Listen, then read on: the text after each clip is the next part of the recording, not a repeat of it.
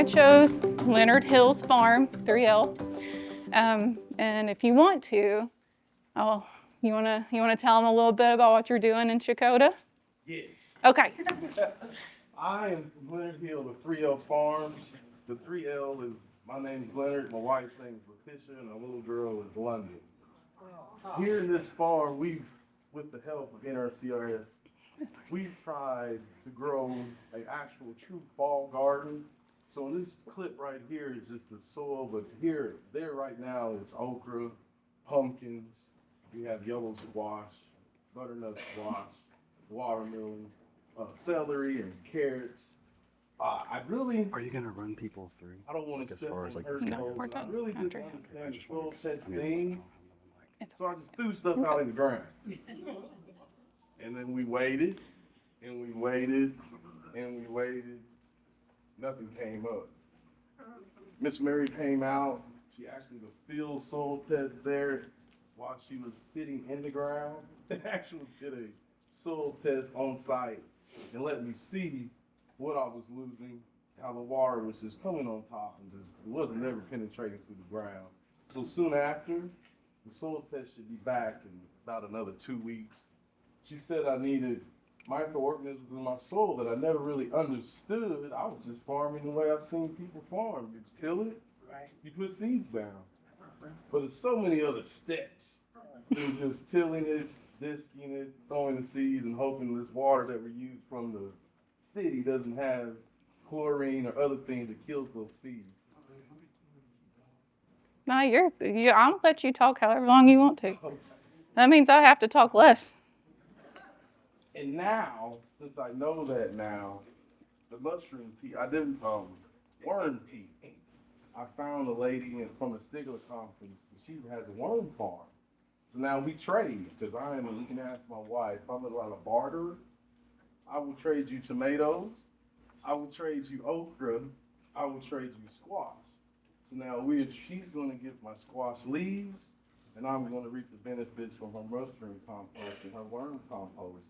And then those teas will go on this garden here in town, and also we have a garden, at home. And just utilizing the knowledge that we have from the NRCS. Don't be like me and be a hard head and say, I can do this and I don't need anybody else to tell me how to do this. I can do this. Take some of the information in, utilize it to what you can do in your garden. I'm a Facebook farmer, a YouTube farmer.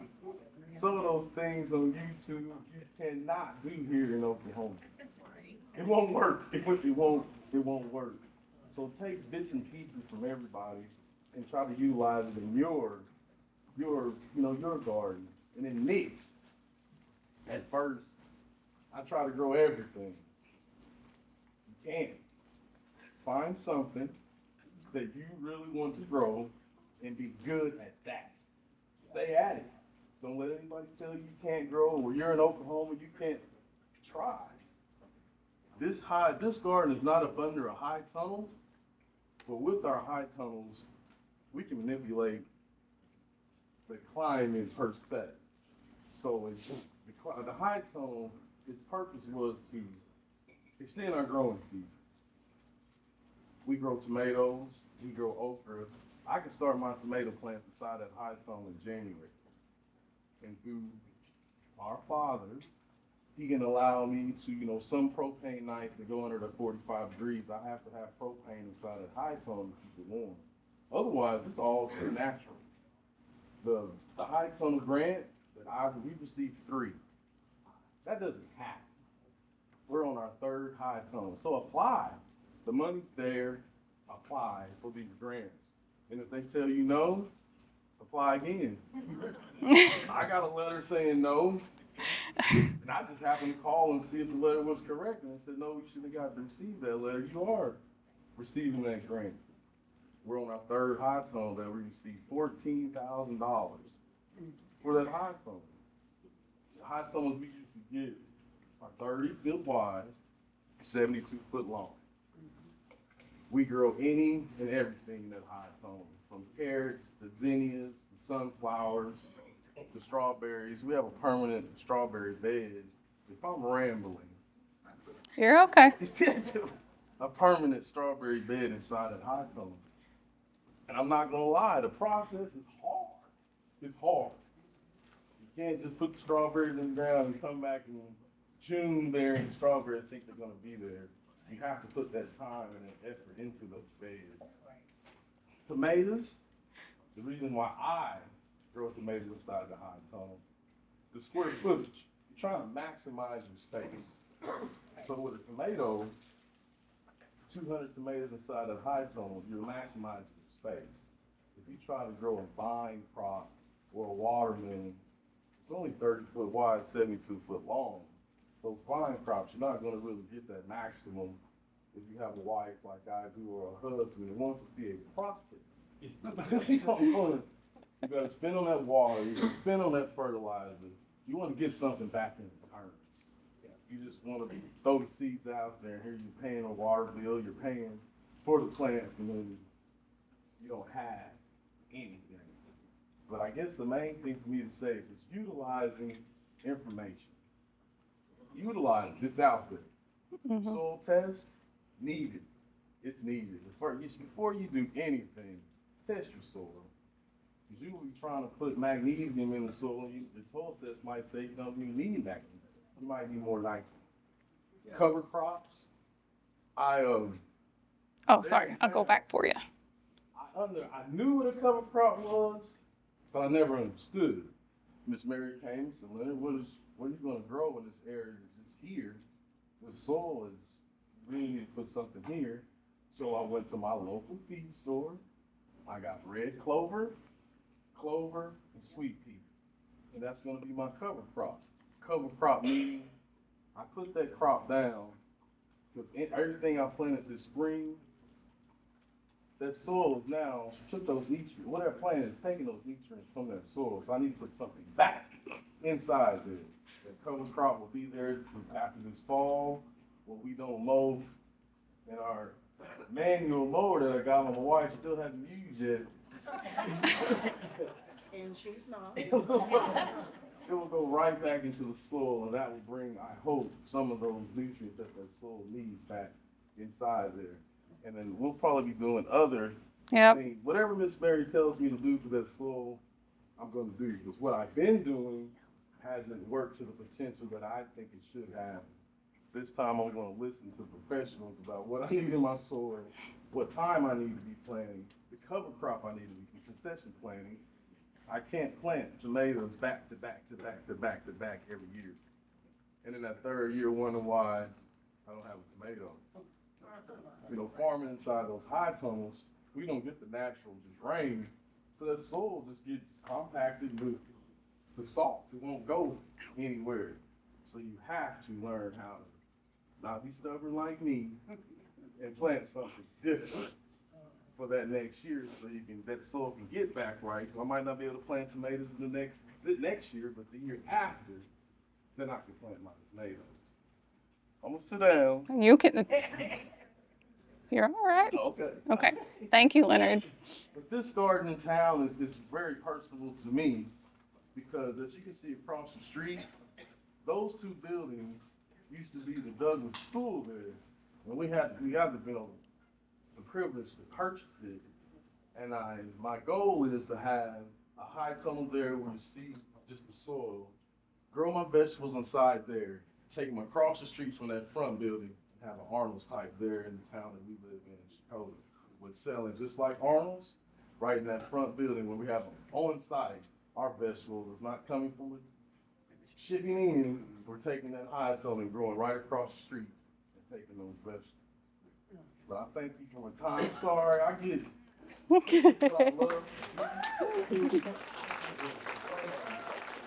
Thank you, Leonard.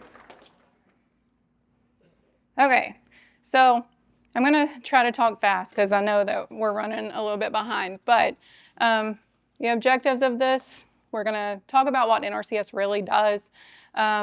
How can conservation planning help you on your farm? And then we're also going to talk about the NRCS programs. I'm only going to talk about 3. We have a lot. We're going to stick to the big 3. All right, so what do we do? Here you go.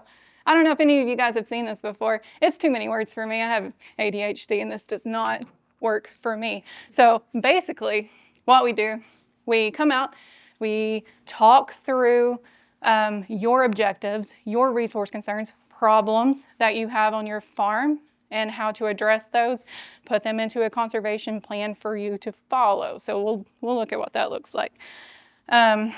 So like Leonard was saying, we come out, we talk about your soil, what you're growing, how everything is working together. If you have livestock, also looking at your forage production, your carrying capacity on that farm and talking through those things. Okay, so how can we help you? Our first program we're going to talk about is conservation technical assistance. This is kind of our bread and butter. This is what we were formed on. Basically, it's free-ish help. I say free-ish because you've already paid for it. It came out of your paycheck. So use us. And so what does this look like? So using 3L Farm, his objectives, whenever I was talking to him, he wants to improve water use efficiency, increase production, and supply community with food, and also decrease labor input. So with NRCS, everything that we do, everything we put into a conservation plan has to address a resource concern, the problem. So we don't necessarily look at this and say, okay, we're going to help you improve your production. That's a byproduct of following the conservation plan. Something happened. It's not going. Hold on. Okay. And so I met with Leonard.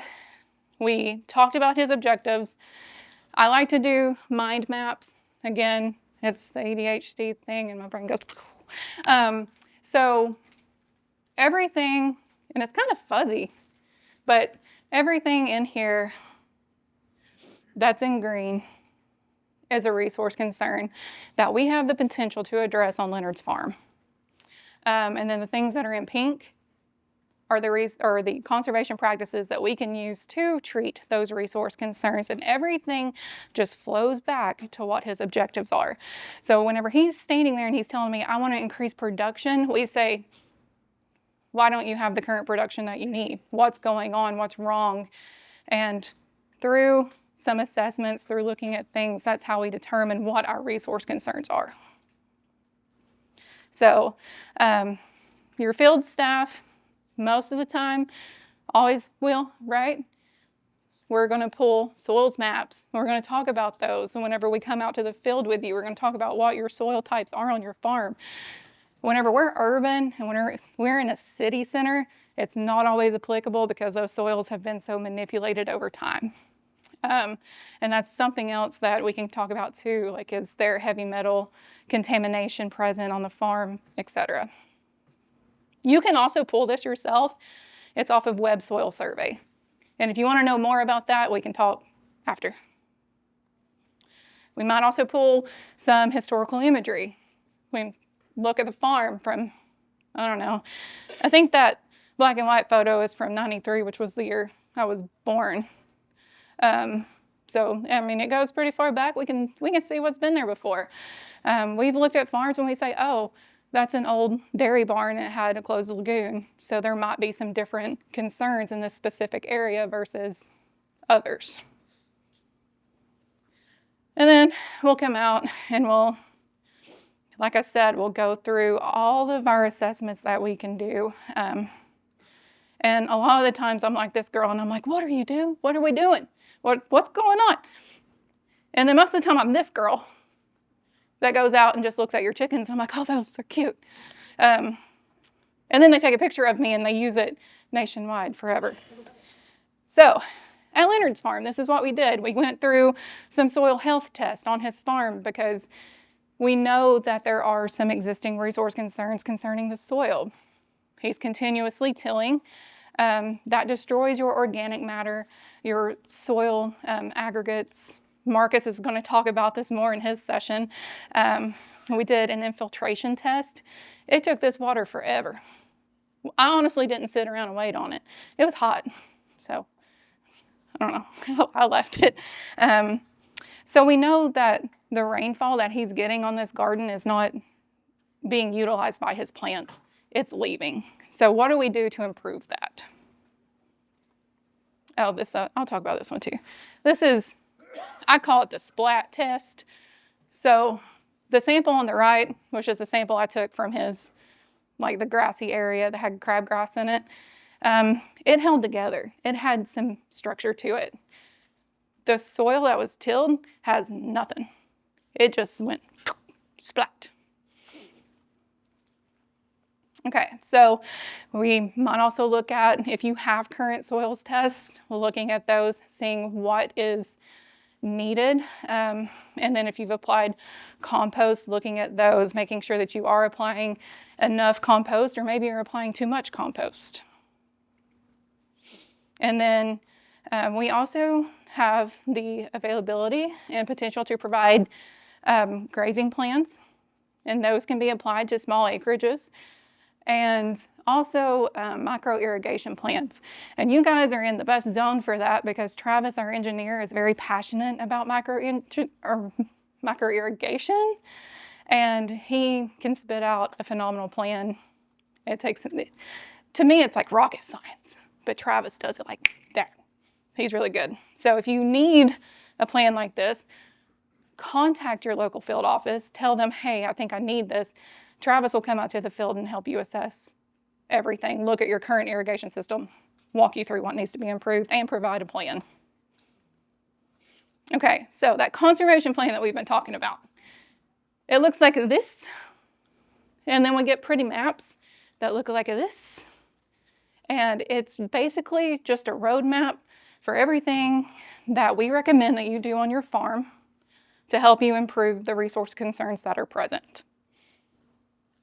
And the maps I'm going to show you don't look like this because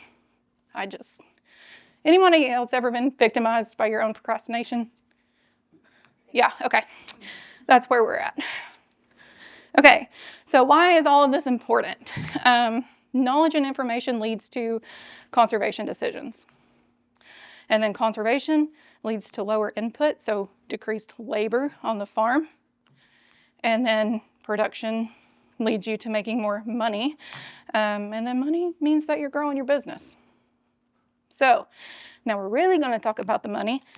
So this is our second program we're going to talk about, Environmental Quality Incentives Program, EQIP for short. It is a cost share program. There's a lot of people call it a grant. Yes, it kind of works like a grant, but no, it's technically not a grant because it's based off of reimbursement for what you would apply on your farm. So we're going to look at like, how can EQIP help 3L farm? These are my maps. This is what I do. And then these are all of the conservation practices that could potentially be cost shared on 3L farm. Leonard, whenever you applied for EQIP the first time, did you guys talk through these options, or was it just high tunnel, we're done? Just the high tunnel. Okay, so I made this. Well, actually, Carrie made it. I just gave her the information. Carrie made this for me, and we are more than a high tunnel, which basically means that you can apply these to your farm if they're applicable. Like, you have these options. It's not just, you walk in, you say, I want a high tunnel. They say, we're done here, and walk away. No, we can do so much more. So we could apply cover crops, mulching, pollinator habitat, do some reduced tillage management, some micro irrigation. So Leonard needs water on his farm. We might look at cost sharing on some water catchment coming off of the metal roofed building over here, and then distributing that to his garden areas. So saving on the water bill, using what's naturally available and collecting it. Okay. So what makes EQIP a good fit? So you have to meet certain eligibilities for EQIP. We have applicant eligibility. We have a representative from FSA here. She'll be at the booth. She can talk you through all of that. You do have to have a farm number. You can get a farm number down to 1/10 of an acre. Is that correct? 1/10? Yeah, and we look at land eligibility. So is it currently in production? Is there an existing resource concern? Again, resource concern is just what we call a problem. And then EQIP provides cost share money as an incentive to implement planned conservation practices that are in that conservation plan that you got through conservation technical assistance. But for us to be able to pay for them, I will put this in there. Anything that is applied and you are getting reimbursed on has to meet our standards and specifications. Before signing a contract, before going through everything, your field staff will walk you through exactly what is required of each conservation practice that goes into a contract. All right, so we go back to the mind map, kind of look at those resource concerns, pick which ones we want to throw in a plan, and maybe in Leonard's contract this go around, he's just like, this is all I'm really comfortable with applying. So we might look at some compost application, look at some mulching practices, definitely doing some cover crops because keeping the soil covered will reduce soil temperatures, help build that structure back. Look at doing some micro irrigation and that water catchment. Sound good? You like that? Yeah. Okay. So we would develop a plan based off of this, based off of his preferences for what he wants to meet on his farm, and then go through that process. So how did EQIP help, theoretically, grow 3L Farm? Able to install conservation practices with a little bit of financial peace. And then they could redirect the money that they would have spent to somewhere else. And then we're always a call away. We're always available for help. So let's pretend like we're talking many months later. He's completed this EQIP contract, everything is good, and he's ready for Conservation Stewardship Program, the third program we're going to talk about. And what is CSP? So CSP, it helps you build on your existing conservation efforts on your farm. It's a 5-year contract, minimum payment of $4,000 a year. We do the math, $20,000 minimum payment over that 5 years. And you must be doing a good job, meet 2 resource concerns. So that means you're doing good on at least 2 problems. You've improved 2 things. They're no longer problems anymore whenever we apply for this program. So what would make CSP a good fit for 3L? It's because they are now conservation heroes. Okay, they have worked with their local field staff. They've followed our conservation plans and recommendations. They're at a great level of management, and they've worked themselves out of eligibility for EQIP. So if there's not a problem to address anymore, we can't really apply for EQIP because we have to treat a resource concern in EQIP. So we start moving over to CSP to go to that next level. So that plan might look like adding some pollinator habitat, maybe doing some conservation crop rotation. So Leonard's talking about we can't put tomatoes in year after year after year. We want to put tomatoes in that are a heavy feeder and then follow it up with a light feeder crop. And then also that breaks your pest cycles, and it helps with your soil-borne diseases as well. So how did CSP help? They increased their already great efforts by adopting enhancements on their operation. They're putting conservation first. And they were able to use that annual payment to do what they need on the farm that programmatically we weren't able to give money for through EQIP or CSP. But they can use that annual payment to do whatever they want to help them improve the farm. When I worked in Wisconsin, they called it the tractor payment program. So, all right, so takeaways. So putting conservation first will help you grow your business. So work with us. Utilize programs if they're a good fit for you. There might be situations where they're not, but hey, we'll work with you. Your success is our success. And if you need any help, call me. Evidently, I am the poster child of NRCS.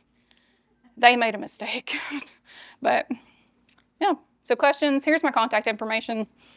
I didn't bring cards. Like I said, 6 months pregnant, brain is gone. Walked off. Left the card sitting on the counter. So, okay. That was fast. Contact information is in the brochure and on our website. Okay. Any questions? No heckling from the crowd. Okay. Question. Yeah. How come your land, we making a garden, my land is clay dirt. Mhm. The clay dirt and get hard, Mhm. during the sun, when it get hot, Mhm. it get hard, that clay, you can't grow sweet potatoes up. You can't grow, cause it be like a string, sweet potatoes, stuff like that. So why can't you, or what can we do to improve the The clay? ground gets so tight. Yeah, so Marcus, correct me if I'm wrong, but compost application, mulching, incorporating those things can help loosen that clay up. Marcus is your soil guy. So sorry to put you on the spot, Marcus, but I don't know if you have any. Yeah, I think, it's different for everybody's situation. Mary brought up that it really is kind of based on your goals, what the solutions are. But just as a quick response, actually let me start by saying that soil degradation, it didn't happen over the course of 1 year, and it's not gonna fix itself over the course of 1 year. Oh, no. So sometimes it takes time. Yeah. But you can do things like plant cover crops that root really deeply. You may have seen the daikon radishes that get like huge instead of compacted soil. Sunflowers are really easy to grow. Mhm. So yeah, plant cover crops and then chop and drop them. Leave the roots in the ground and leave the, what do you call that? Like the plant material on the ground to break down. Oh, okay. For smaller spaces, compost is great for sure. Yeah. Yep. And then you can plant things, as you start to build up that soil, no-till is good, but you can kind of build tilling into your rotation. Right. I dare you to grow sweet potatoes without tilling. It's part of the process. So if you're kind of rotating those crops through your production system that kind of have till built in, that can help too. And then follow up with plants that need the softest soil, like carrots. Okay. Any other questions? If you put me on the spot, I'm going to pass it like I did to him. All right. Meredith, 5 minutes early. I did it.